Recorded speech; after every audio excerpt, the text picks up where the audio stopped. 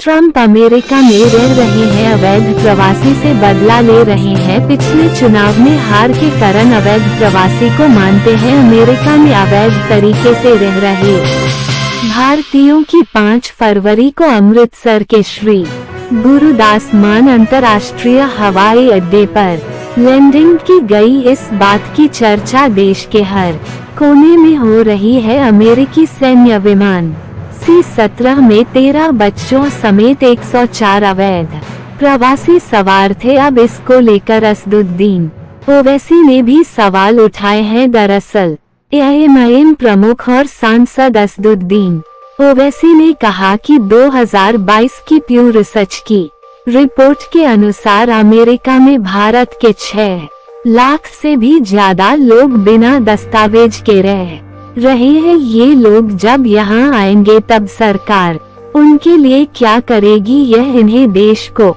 बताना पड़ेगा। तो वहीं कांग्रेस ने भी इसको लेकर कई सवाल उठाए हैं। अमेरिका से अवैध प्रवासियों को वापस भेजे जाने के बीच कांग्रेस ने कहा कि भारतीय नागरिकों को हथकड़ी लगाकर और अपमानित करके निर्वासित किए जाने की तस्वीरें दुखद हैं। तो आइए आपको सुनाते हैं कि ओवैसी ने इस मामले में क्या कुछ कहा है उनको रिसीव करने के लिए।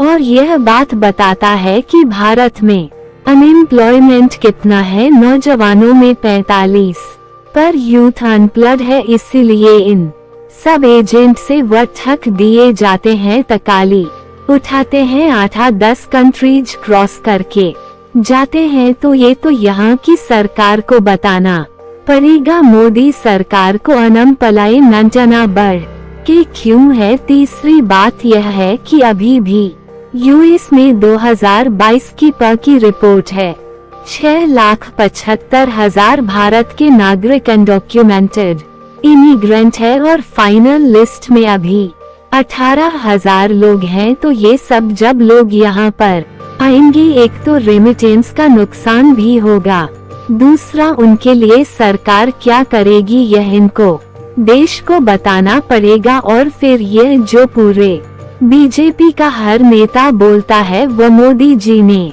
देश का नाम ऐसा कर दिया विकसित भारत, क्या सुपर पावर हो गए या क्या हो रहा है। फिर यह तरह से क्यों उनको एक बेइज्जती से डिग्निफाइड तरीके से उनको लाया जा रहा है ना। अभी छोड़ दी नन हिंदू को तिरुपति ट्रस्ट ने निकाल दिया और उनको टेम्पल एक्टिविटी में पार्टिसिपेट नहीं करने दिया। जा देखिए यही तो तेलुगु देशम के लीडर नारा चंद्रबाबू नायडू को सोचने की जरूरत है कि जब वो उनकी पार्टी जॉइंट वर्किंग कमेटी में बीजेपी के इस बिल को लाए गए बिल को सपोर्ट करती है, जिसमें मुस्लिम स्टेट वक्फ बोर्ड्स में मिनिमम 2 नॉन मुस्लिम सेंट्रल वक्फ काउंसिल में नॉन मुस्लिम, जब आप आंध्र प्रदेश एंडोमेंट बोर्ड में और TTD में कोई नॉन हिंदू मेंबर तो बन ही नहीं सकता ना। ट्रस्टी बन सकता है, एम्प्लॉयज को भी नहीं रख रहे।